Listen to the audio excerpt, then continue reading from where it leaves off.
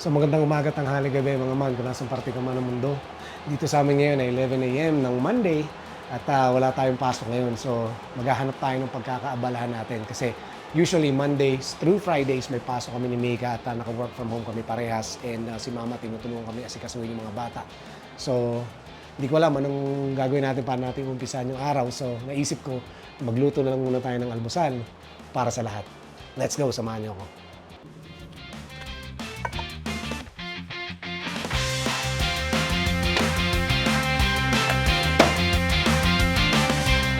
Kamahiya!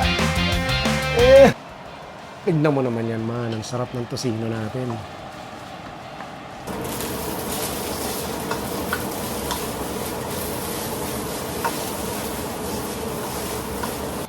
Yan ang breakfast ng champion. Tingnan mo naman.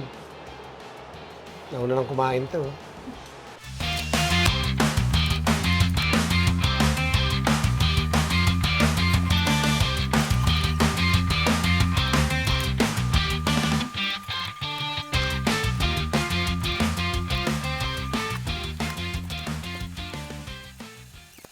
So gaya nga ng sabi ko mga manis, Victoria Day ngayon kaya wala tayong pasok at yung mga bata wala rin pasok sa eskwelahan maliban kay Mika.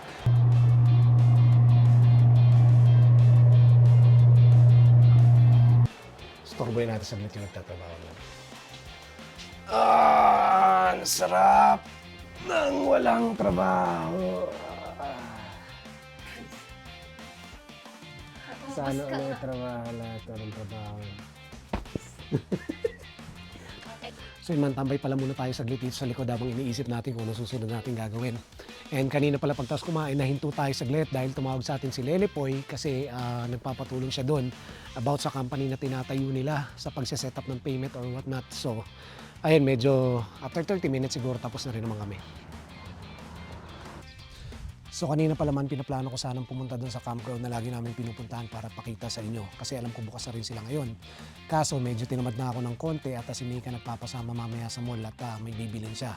Patapos na rin yung trabaho niya. So either baka mag-change oil na lang tayo or maghugas ng sasakyan. Tingnan natin kung anong pwede maging trip natin yun. So yun pala man, most of the time pag wala kaming pasok, ito lang ang trip ko dito. Tambay sa likod, maghahanap ng gagawin or kung anong kakalikutin kasi hindi kagaya sa atin sa Pilipinas noon na yung tropa pwede mong puntahan, pwede mong galaan, pwede ka mag-iya ng inuman on the spot. Kanya-kanyang hanap lang talaga ng paglilibangan. So, alam mo yun, just keep yourself busy. Ganun lang ginagawa namin minsan. Kaya naisip ko rin mag-vlog kasi alam mo yun, nalilibang ako sa ginagawa ko na to. At the same time, nakakapag-share ako ng mga memories ko, ang mga trip ko dito sa mga kaibigan ko sa Pilipinas, di ba? And alam mo yun, balang araw man after 3, 5, 10 years, pwede kong balikan yung mga videos na mapanood ko yung sarili ko. So ito pala yung mga trip na ginagawa ko noon, di ba? Alam mo yun, nakakatuwa. Na-imagine ko palang nakaka-excite na. At siya nga pala man, recently nagkaroon ako ng problema sa personal profile ko. Gawa ng, kasi yun yung main account na ginagamit ko para mag-upload na mag-upload. Kasi alam mo yun, marami na akong followers doon, marami na akong friends doon na nakakita sa akin compared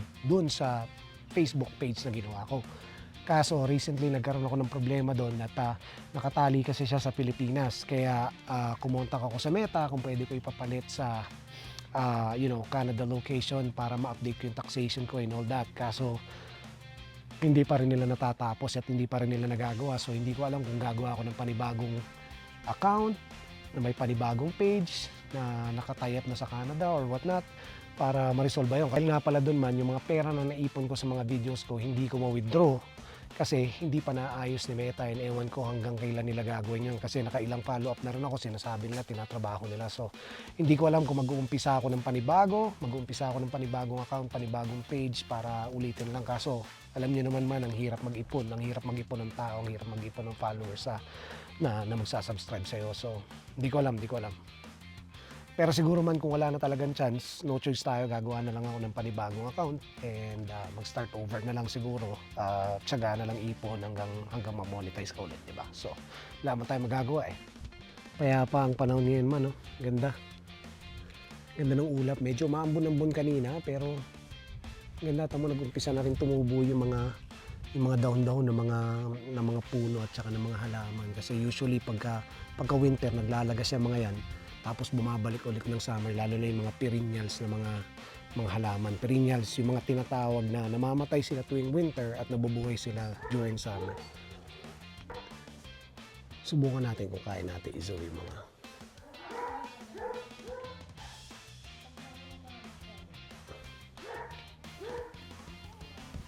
lamig na yan. Sila kabayan yan, mga Pilipino. Yan. Maraming Pilipino dito man. Maadaan sila nagbabike lang siguro. Tignan natin man kung kaya natin. Asa na ba tayo ulit? Asa na? Tignan natin, masusum natin kung may makikita tayo. Ibon wala na, nagsipagtali na yata.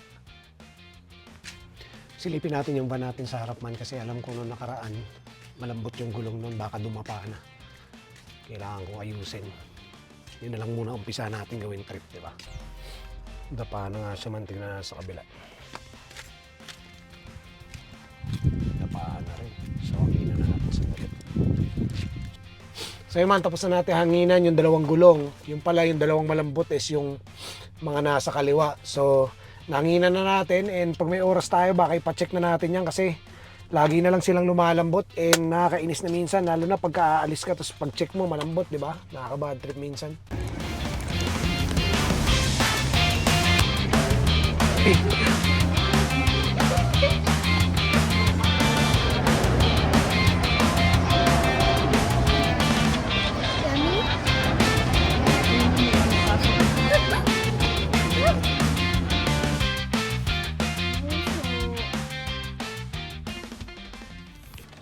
So yun man, tapos na tayo pumunta sa mall at maghuhugas muna tayo ng sasakyan saglit kaso mukhang uulan.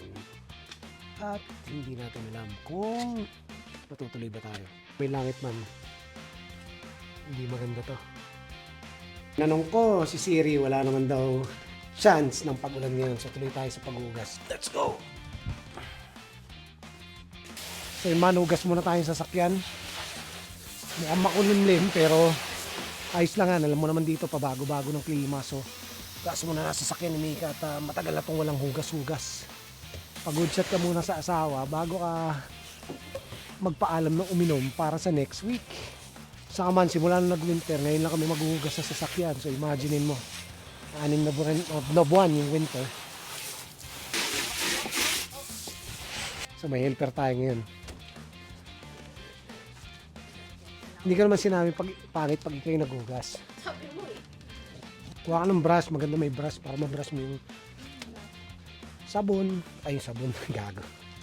Minsan mga man, pag malamig pa, doon kami naghuhugas sa may automatic kasi hindi kaya ng kamay mo, masakit sa kamay. Pero pagka mainit na yon, masarap na maghugas sa harapan o likuran na ng bahay kasi tipid na, di ba? Or minsan naman, pag gusto na yung mga express kung sa mga nandito sa Canada, di ba, alam niyo yung panghugas na nilalaglagan ng barya. So yun ang ginagamit namin minsan. So sunod, puntahan natin yung mga man para pakita ko sa inyo. Malamig-lamig man. At tingnan yung kamay ko. Yung kamay ko. Oh. Lamig. So kasalukuyang umaaraw, umuulan. Sabi ni Siri, hindi uulan. Pero umulan. Tingnan mo yung langit, oh.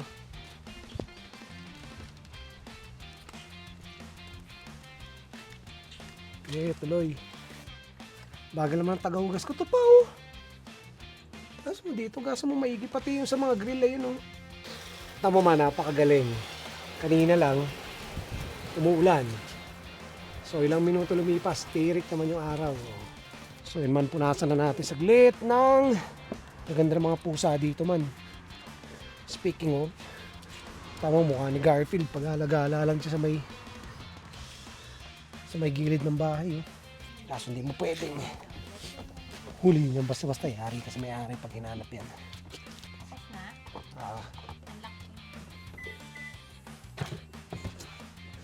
Uy. Sakit ha? Birthday mo ba yan eh? Ay, nakita ko man, oh. Grabe, oh. Sa akin pala to.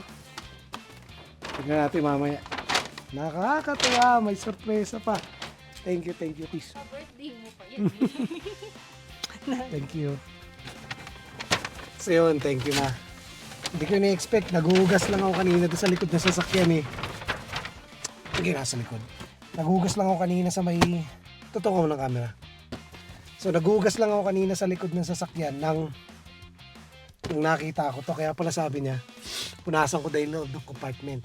Sinurpresa na naman tayo ng asawa natin. So pakita na natin ano to. Pero alam ko na, ito siya man. Natin.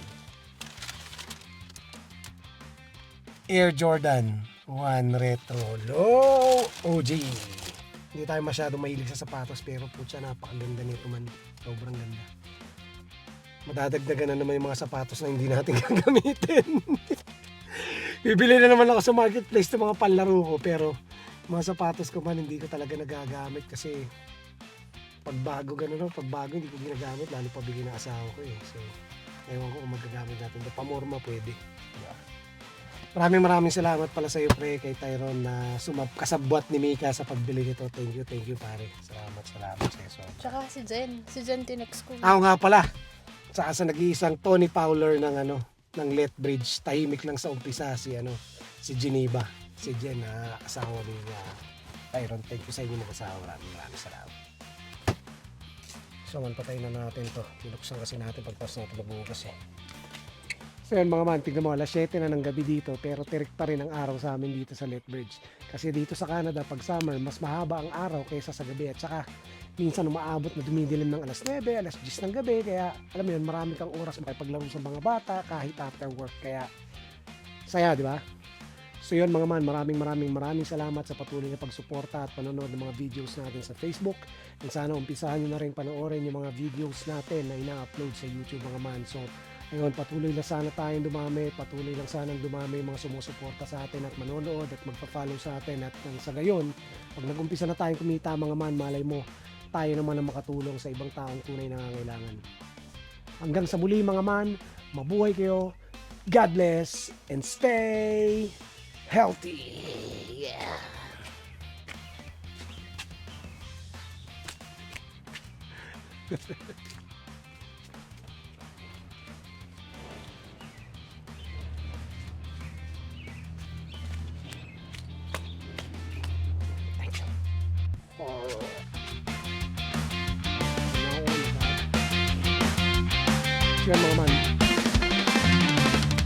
Yan mga man.